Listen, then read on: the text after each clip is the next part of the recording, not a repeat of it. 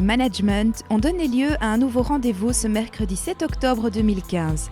Une rencontre que Philippe Lemant est venu animer pour la 4e fois, mais avec aujourd'hui un discours détaillant l'importance d'un leadership efficace et inspirant dans le commandement d'un navire.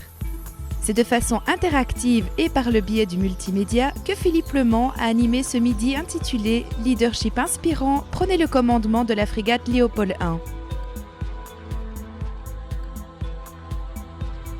On a suivi aujourd'hui la dernière phase de certification d'une frégate, la frégate Léopold I. Pourquoi ces environnements décalés ?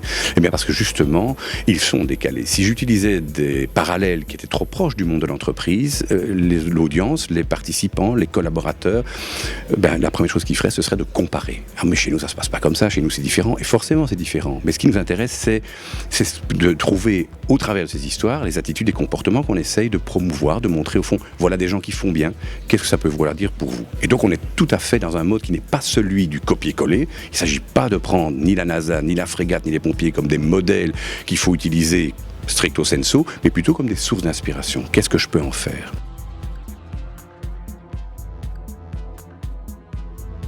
Le Command Aim, c'est la capacité du commandant, et par après les officiers, à dire ce qu'il veut faire avec son navire. En une phrase, sans mots compliqués. Tout le monde doit pouvoir comprendre. Alors dans ce cas-là, pour eux, il s'agit surtout d'un objectif relativement opérationnel. Mais on peut très bien faire les parallèles en imaginant la même chose, tant pour l'opérationnel que pour la vision de notre entreprise ou de notre département ou de notre équipe. Il y a aussi le canal par lequel c'est communiqué qui est intéressant. Le commandant ne transmet pas ça simplement à son premier réseau, à charge pour lui de le distribuer, de le faire percoler. Il s'adresse directement à tout l'équipage par la voix de l'intercom. Tout le monde entend la voix du commandant dire voilà ce qu'on souhaite faire, voilà ce qu'on va faire ensemble. Et par ailleurs, par voix écrite, puisque différents panneaux vont être mis à bord du navire, expliquant, visualisant le propos du commandant. Le commandant a pris sa décision. S'il serait malvenu, évidemment, qu'un membre de l'équipage ou un officier dise après coup « je suis pas trop d'accord avec ça, je le sens pas », ça c'est de la mutinerie. On n'accepte pas ça à bord. Une fois que le commandement a été donné, on l'exécute. Mais il serait quand même fortuit, il serait quand même bien que le commandant ait pris au préalable le pouls et entendu les experts parler des différents éléments qui peuvent intervenir dans sa décision, qui soient aidés dans sa décision. Alors ça ne dépend pas de la seule initiative du commandant, c'est formalisé. La marine a un système pour ça qui s'appelle le Command Huddle. Donc on va réunir les experts nécessaires pour obtenir l'information nécessaire. Il est réuni autour de lui et on discute du Command Aim et de ses priorités. Le 3e C est le Command by Veto.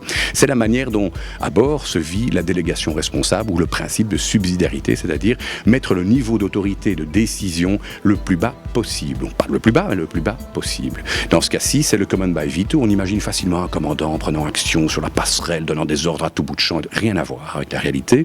Le commandant intervient, il va faire Command by Veto, il intervient seulement lorsqu'il n'est pas d'accord avec ce qui se passe, ou lorsqu'on le sollicite, lorsqu'on lui demande son avis. Et donc, ça veut dire quoi ? Il n'intervient que quand il n'est pas d'accord, ça veut dire, a priori, les gens font bien leur travail. Et donc, ça va bien se passer. Mais il faut guider, amener, inviter les gens à changer, à sortir de leur zone de confort et à aller vers un mieux. Quelque part, un environnement plus adapté à ce que leur client attend en termes de qualité de service, de continuité de service. Et le storytelling le fait d'une manière assez soft, finalement, puisqu'il ne s'agit pas d'un ton doctoral de dire « vous faites mal, il faudrait faire comme ça ». Les gens détestent entendre ça. D'ailleurs, c'est assez faux. C'est plutôt de dire, regardez comment ces gens-là ont fait, en quoi ça vous inspire, comment ça peut vous aider à vous relever les challenges que vos clients ou vos collaborateurs vous posent aujourd'hui.